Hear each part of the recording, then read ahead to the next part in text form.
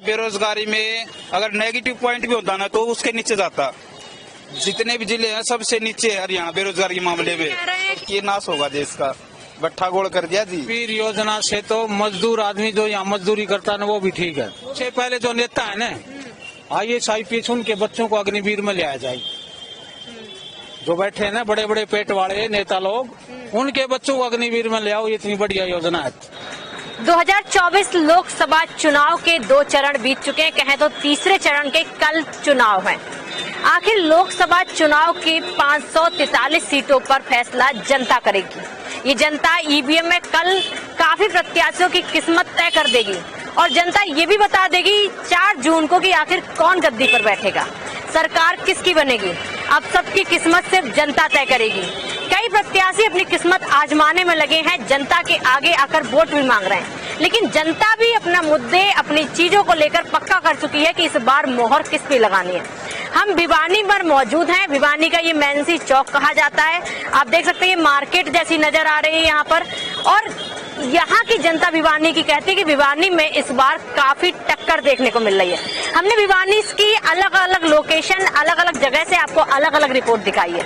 अब हम ये कवर करते हुए मैनसी चौक पहुंचे हैं और आपको बता दें कि लोकसभा चुनाव के लिए जहां भाजपा ने धर्मवीर सिंह पर दाव लगाया है और तीसरी बार मैदान में फिर भाजपा से धर्मवीर सिंह है, 2 बार यहां से प्रत्याशी रह चुके हैं, तो वहीं कांग्रेस ने इस बार राव दान सिंह को मैदान में उतारा है। इससे पहले कांग्रेस ने भिवानी सीट से श्रुति सिंह को मैदान में उतारा था। बंसीलाल परिवार से श्रुति सिंह के ताल्लुक हैं, कहते हैं बंसीलाल की पोती है श्रुति सिंह, लेकिन अभी तक ये भी बता रहे थे कि यहाँ गड़बड़ चल रही थी आपसी, लेकिन अब सब मामला सही नजर आ रहा है। लेकिन दोनों पार्टियों में कांटे की टक्कर देखनी है। हरियाणा की 10 लोकसभा सीट है, 10 में से हम अभी भिवानी कवर कर रहे हैं, भिवानी की लगातार आपको रिपोर्ट दिखा रहे हैं। लेकिन भिवानी की जनता क्या सोचती है, भिवानी के क्या मुद्दे हैं, इस बार भिवानी की जनता किसको उठाएगी कुद्दी पर, भिवानी की जनता आखिर किसकी किस्मत का फैसला करेगा, आइए जानते हैं भिवानी से ही भिवानी की जनता क्या कहती है, भिवानी के मुद्दे क्या हैं,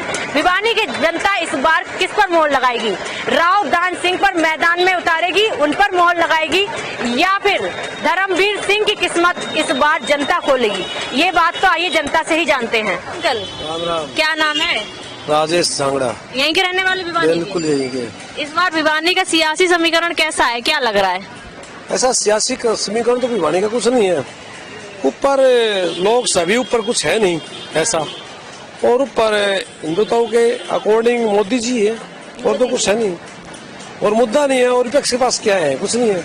विपक्ष तो कहती है कि मोदी जी ने रोजगार नहीं दिया, हम आएंगे रोजगार देंगे। कहाँ सब कुछ रोजगार क्या, अभी बिना खर्ची पर्ची के नौकरी लगी है आपके सारे। ये वाली बात मुझे थोड़ी समझ नहीं। कई लोगों ने बताया कि बिना खर्ची पर्ची का क्या था पहले और क्या है अभी, क्या है खर्ची पर्ची? पहले क्या था जी, अगर मैडम अगर वैकेंसी आ गई, जैसे मान सोच को 10 वैकेंसी आ गई तो 2 मंत्री का 2 मंत्री कैसे चलता था। अब वो सिस्टम नहीं है। अब जो लायक है, जो भाई एलिजिबल है, पढ़ाई में योग्य है, उसको मिल जाए रोजगार। वो किसी भी कास्ट से हो और किसी भी धर्म से हो, कोई नहीं, कुछ नहीं है, सभी एक समान चला, कोई भेदभाव नहीं चला किसी प्रकार का। अच्छा, कौन यहाँ के प्रत्याशी धर्मवीर सिंह है, क्या लग रहा है उनका? धर्मवीर सिंह एक तरफा है जी, एक तरफा है, बिल्कुल कोई टक्कर भी नहीं है। कोई टक्कर नहीं है। नो। आगे लोग बता रहे थे, मैं आगे चौराहे गई तो कह रहे थे इस बार बड़ी कांटे की टक्कर है।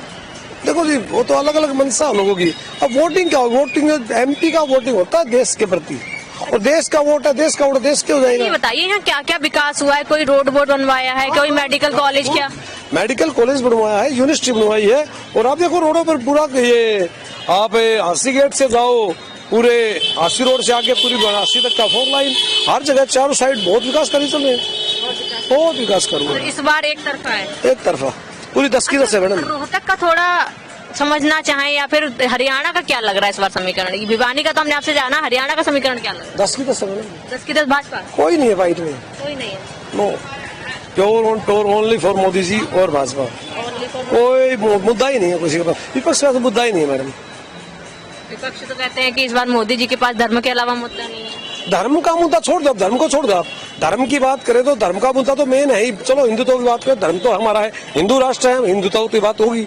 उसके अलावा विकास कार्य देखो आप, आज आप ये बड़ी बड़ी सरकारी के नवरत्न कंपनियां हैं जैसी HCL है और है, ये हमारे जो विदेशों में जो हथियार सप्लाई खुद बनाने वाले, खुद मैन्युफैक्चरिंग है। चंद्रयान देखो, हमारे खुद मैन्युफैक्चरिंग थी, भेजा था।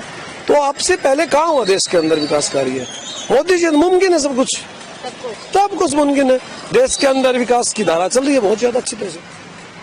राम राम काका, आप पैसा दे लो काकी को, फिर बात करते हैं। क्या नाम है आपका? रतनलाल। रतनलाल, यहीं के हैं भिवानी? हाँ, भिवानी के जी। क्या लग रहा है भिवानी में इस बार कौन जीते को? भिवानी जी मोदी की लहर है। मोदी जी की लहर है। हाँ, कुछ लोग तो कह रहे थे कि इस बार काका आप बताओ, अच्छा क्या लगता है आपको, कैसा माहौल है, कैसा समीकरण, क्या लगता है? देखो जी, जो पब्लिक की आवाज है वो जैसे मोदी मोदी हो जाए तो मोदी मोदी है। अच्छा काका क्या कह रहे हैं, काका का क्या लग रहा है इस बार आप किसको देंगे? देखो जी, जब जो लहर चलती है उसी को देना पड़ता है। उसी को अब मोदी के लहर तो मोदी को देना पड़ेगा। लहर क्यों है काका, क्या लगता है क्या किया है जो इतनी लहर है, मोदी मोदी गूंज रहा है पूरे? बस ये राम मंदिर है, जैसे ऐसी जो 2-4 काम करवाए हैं भाई, 370 हटवाई है। ये जो पहले नहीं हटा, जो आज से 50 साल पहले कभी ये भी तो कर सकते थे, इन्होंने नहीं किया तो इसका नाम चल रहा है। अच्छा, इसलिए तो यहाँ भिवानी का क्या है, राव दान सिंह या धर्मवीर सिंह, क्या टक्कर है कांटे की या फिर क्या लग रहा है? देखो जी, ये पार्टी से आएगा ना धर्मवीर, जब ये मोदी का कारण बनेगा, नहीं तो दान सिंह बनता। हाँ, ये मोदी के कारण बनेगा। मोदी कारण बनेगा। हाँ, सर मोदी फैक्टर काम हरियाणा में भी कर रहा है। हाँ, मोदी ने करवाया है। जो काम होता है तो मोदी की तरफ से ही होता है, बाकी और कोई MP MLA कोई नहीं करवाता, ये मोदी के नाम से ही होता है काम।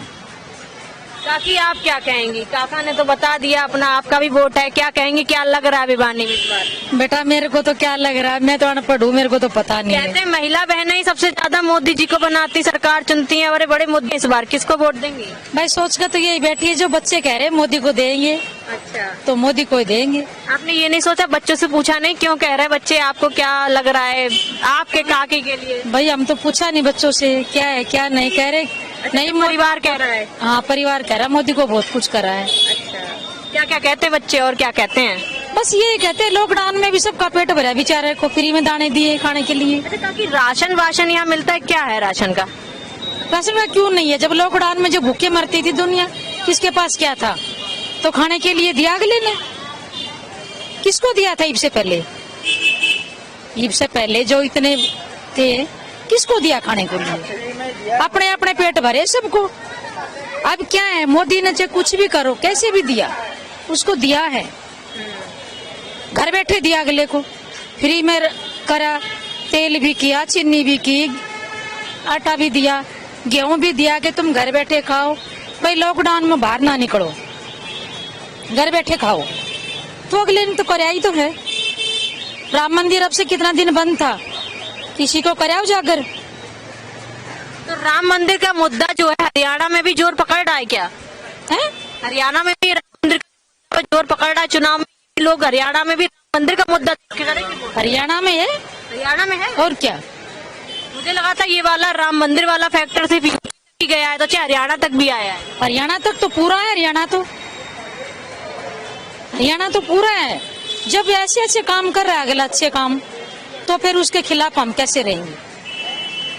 जब वो अच्छे काम करेगा तो कोई भी हो, आप हो, हम है, अगर ये भाई है, अगर अच्छा काम करेंगे तो जनता तो उसी की तरफ चलेगी। सही है ना?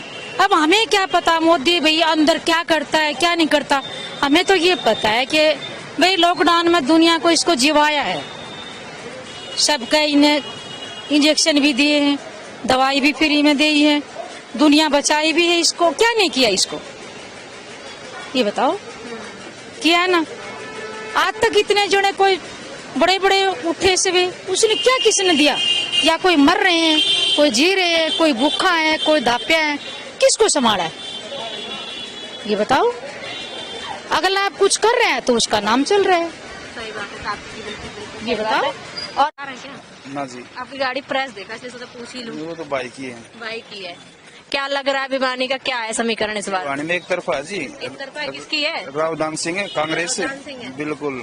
अच्छा, ये कह रहे हैं कि राव दान सिंह का टिकट दिया है, श्रुति सिंह का काट दिया है, अभी तो फिलहाल उनकी साठगांठ हो गई है, लेकिन कह रहे हैं कि बंसीलाल के जो समर्थक थे बड़े नाराज नजर आ रहे थे भिवानी में, क्या बात है? ऐसा तो क्या है जी, घर परिवार में 3-4 बालक होंगे, तो आपस श्रीमान बन तो है एक छोटी मोटी, पर सारे लास्ट में साथ हुए हैं, ठीक है, तो सब एक साथ है और एक तरफा कांग्रेस अब कोई रोकने वाला नहीं है, कोई रोकने वाला नहीं। बिल्कुल। हरियाणा का है, हाँ जी। 10 में से कौन सी सीटें लगती हैं आपको कि या फिर ये बीजेपी ले जा रही, कांग्रेस ले जा रही, सियासी समिति? देखो, एक तो भिवानी वाली तो है ही कांग्रेस की, रोहतक वाली भी कांग्रेस की है, हिसार वाली भी कांग्रेस की, सोनीपत वाली का तो देखो पता नहीं जी, बाकी कई सीट है, एक आम आदमी पार्टी कुरुक्षेत्र वाली है, करनाल की जो सुशील गुप्ता है, शायद वो गठबंधन, इंडिया गठबंधन का है, तो वो जीतेंगे। मतलब 5 टिकट तो है कांग्रेस की, एक तरफा सुविधा कोई नहीं, 400 पार की अफवाह फैला रखी है, बिकी हुई मीडिया है, दिखा रहे हैं ये है वो है ये है, और कोई ऐसा सिस्टम नहीं है जी। 400 पार की बात नहीं। 400 पार, ये 250 लेने में पसीने आ रहे हैं जिनका आप 400 पार कर रहे हो। अच्छा, ये बताइए यहाँ काम क्या क्या, जिस स्थानीय आप युवा हैं, हाँ जी। युवाओं के क्या मुद्दे हैं, युवा किस बात पर वोट करेगा, युवा क्या इस बार बदलाव चाहता है, युवा क्या चाहता है, कौन से मुद्दे हैं जो युवा देखता है? देखो जी, सबसे युवा देखता है सबसे पहले तो बेरोजगारी, और हरियाणा बेरोजगारी में अगर नेगेटिव पॉइंट भी होता ना तो उसके नीचे जाता, जितने भी जिले हैं सबसे नीचे है हरियाणा बेरोजगारी के मामले में। कह रहे हैं कि हमने तो देखो अग्निवीर योजना लाए जी, कोई नौकरी दे रहे हैं, उसके बाद हम कह रहे हैं हम स्वरोजगार इतना ज्यादा चला रहे हैं, कोई है ही नहीं बेरोजगारी की बात। अगर सवाल पूछो तो बीजेपी वाले लगातार कहते हैं कि जी जितने बेरोजगार पहले थे हमने तो नौकरियां दी हैं। किसको दीजिए? अग्निवीर योजना आर्मी वाले दे रहे हैं, खुद आर्मी के जो प्रेसिडेंट ऊपर के लोग हैं वे खुद इससे नाखुश हैं, इसे जो ये है अग्निवीर योजना से, तो लोग कहाँ ही इसके होंगे। 4 साल में रिटायरमेंट मिली है जी, इस तो बढ़िया और के नाश होगा देश का, बट्ठा गोल कर दिया जी। अच्छा, किसानों का जो मुद्दा था, किसान बॉर्डर तक पहुंचे, दिल्ली नहीं जाने दिया, तो एमएसपी की गारंटी, स्वामीनाथन की रिपोर्ट क्या सरकार लागू करेगी लगता है, या फिर अभी तक कांग्रेस की सरकार निकल गई, यूपीए की सरकार बनी, उसके बाद में भाजपा भी है, तो क्या लगता है एनडीए की सरकार अभी है गठबंधन में, का आज तक कोई लागू नहीं कर पाया? क्या स्वामीनाथन की रिपोर्ट और किसानों के लिए एमएसपी की गारंटी कोई सरकार दे सकती जो आपको लगता हो? देखो जी, बीजेपी वैसे तो एमएस स्वामीनाथन जो आप बता रहे हो उसको नोबेल प्राइज दे रही है, और आज तक वो एमएस स्वामीनाथन ने एमएसपी की जो दी थी भारत रत्न दे रही है, वो आज तक लागू नहीं कर रही। किसान रो रहे हैं, खिलाड़ी रो रहे हैं, युवा रो रहे हैं, हर कोई रो रहा है जी बीजेपी की सरकार में, हर कोई। राव दान सिंह जीतेगा जी, आप बिल्कुल कांग्रेस के साथ हैं, खुला सपोर्ट है कांग्रेस का। काका राम राम। राम राम जी। क्या मेरा रामफल चोपड़ा नाम है, विद्यानगर भिवानी से। अच्छा, हाँ जी। क्या करते हैं? आर्मी में हूँ। आर्मी में है? हाँ जी। अच्छा, तो आपसे ही समझते हैं अग्निवीर योजना क्या है, जो हल्ला मच रहा है कि 4 साल बाद युवा जो है वो बेरोजगार हो जाएंगे, क्या है योजना का सच? अग्निवीर योजना से तो मजदूर आदमी जो यहाँ मजदूरी करता है ना वो भी ठीक है, वो भी ठीक है। क्योंकि मजदूर को न तो बंदूक उठानी पड़ती, न कोई आर्मी का आदेश मानना पड़ता, न कुछ और उसने जो न लड़ाई देश के लिए लड़नी पड़ती।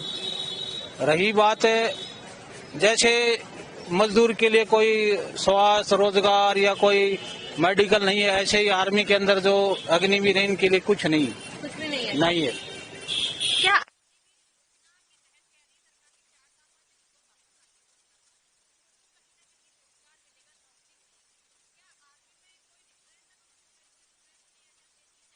ऐसा कोई जो है ना नौकरी नहीं है, ये कुछ नौकरी देने वाले नहीं। अगर नौकरी देते तो फिर आर्मी में भर्ती नहीं कर लेते, नौकरी देते तो कौन सी नौकरी देंगे। और मैं तो ये कहता हूँ कि ये जो है ना इतनी अच्छी योजना समझ रहे हैं, तो सबसे पहले बीचो नावल, सबसे पहले जो नेता है ना IAS IPS उनके बच्चों को अग्निवीर में ले आया जाए। जो बैठे हैं ना बड़े बड़े पेट वाले नेता लोग, उनके बच्चों को अग्निवीर में ले आओ, इतनी बढ़िया योजना है। बिल्कुल काका की बात देखिए, बिल्कुल सही है। उनका कहना है कि अग्निवीर अगर अच्छी योजना है तो सबसे पहले देश में जो बड़े पदों पर बैठे हैं, पदाधिकारी हैं, बड़े अधिकारी हैं, बड़े अफसर हैं, उनके बेटों को भी देश सेवा का मौका जरूर मिलना चाहिए, क्योंकि नेताओं की भावना उनकी देश सेवा की भावना होती है। वो हमेशा कहते हैं कि हम देशभक्ति, देश भावना, देश सेवा ही करना चाहते हैं। तो आखिर बच्चों को आर्मी में भेजकर देश सेवा करवाने में कैसी नाशर्मी, कैसी शर्म, और आखिर क्यों नहीं बच्चों को भेजते? इनकी बात में बिल्कुल पॉइंट है। आगे भी हम और कंटिन्यू रखेंगे आपके लिए और भी जानकारी। अग्निवीर नहीं है, ये क्या करेंगे जब वहाँ से आदमी आएंगे RSS के जो न इसमें जाएंगे कैंपों में, और जो न ये अडानी अंबानी के चौकीदार बनेंगे, और कुछ नहीं बन सकती। हर जगह से साफ है, साफ है, पूरे भारत में साफ है। क्या ये इसकी आप पूरी दुनिया से पूछो क्या वजह है। सिर्फ अंधभक्तों को पता नहीं है, जिन्हें गोबर खा रखा है और गोमूत्र पी रखा है, उनको पता नहीं। बाकी सबको पता है कि ये क्या है। महिलाओं से पूछो, बेरोजगारों से पूछो। 2.5 लाख लोगों का आर्मी में टेस्ट लेकर मेडिकल नोला कॉल लेटर आएगा, उनका जो है ओवरेज करके घर बैठा दिए। कम से कम उनको तो रोजगार देना था। न कोई सरकार में रोजगार है, न कोई स्वास्थ्य पर बात है, न कोई महंगाई पर बात है। ये सिर्फ जुमले हैं, मोदी के जुमले हैं। जुमलेबाज आदमी है, जुमले फेंकता है। मोदी जुमलेबाज है, मोदी की सरकार जुमलेबाज है। ये कुछ करने वाले नहीं। देश हित से, हिंदू धर्म से, हिंदू राष्ट्र, इसका कोई लेना देना नहीं। इनका मतलब है कुर्सी से बस।